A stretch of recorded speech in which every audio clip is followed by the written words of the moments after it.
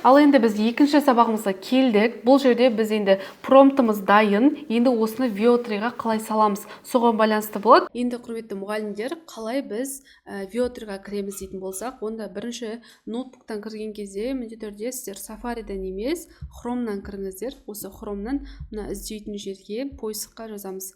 VO3 деп жазамыз.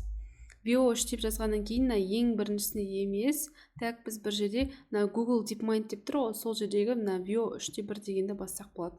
Міне осыны басқаннан кейін бізге шығады Try in Gemini деп шығады, одан кейін Try in Flow деп шығады. Значит, Try in Gemini деген вариантпен жазсаңыздар да болады, бірақ бұл жерде Gemini'да сіздерге видеоны дауыссыз шығарып береді. Ал мына Try in Flow дегенде мінекей мына экранда көрініп тұр ғой, осы сияқты реалистичный видеоларды жазсаңыздар болады. Енді біз сіздерге мультфильм жасауды көрсететін болғандықтан осы Flowға кіретін боламыз.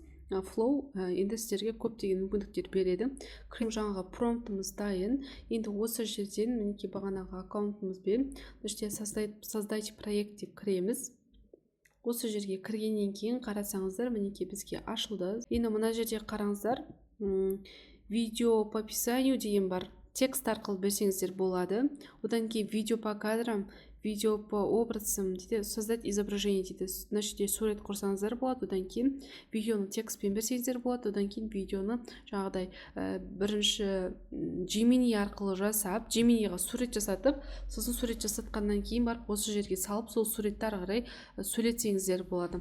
Мысалға Gemini мен өзіңіздің суретіңізді мультфильм форматына айналдырып бер деп, сосын сол өзіңіздің мультфильм форматыңызды осы жаққа салып, оған сосын қимылдата берсеңіздер болады түрлі неге. Енді қараңыздар, мына жерде қарасаңыздар, видеоны 16:9, яғни альбомный версияда жазсаңыздар болады, одан кейін 9:16 инстаграмный версиясында жазсаңыздар болады. Сосын мына жерде модельдерді қараңыздар, модельдер VO3-1, Quality 3:1 деген сияқты шығып тұр. Енді мына жерде бета аудио дейді, яғни олар аудиомен шығарып береді.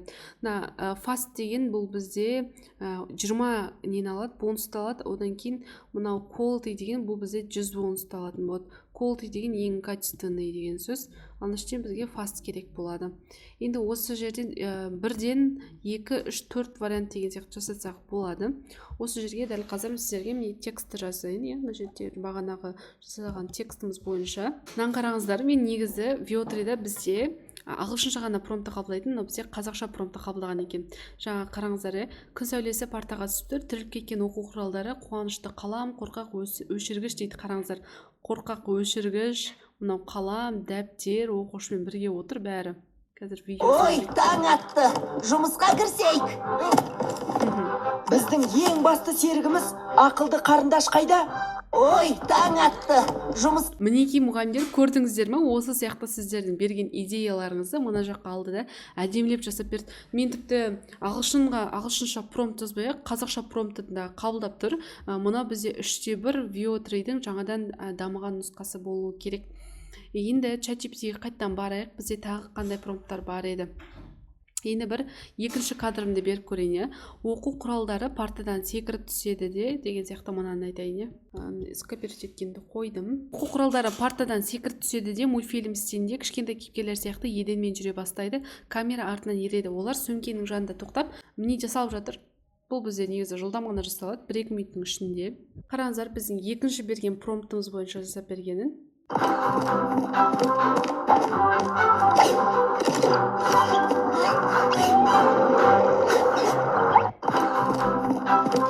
Кәдімгі сумканың жанынан қарап жатыр, одан кейін аквариумның жанынан қарап жатыр деген болатын.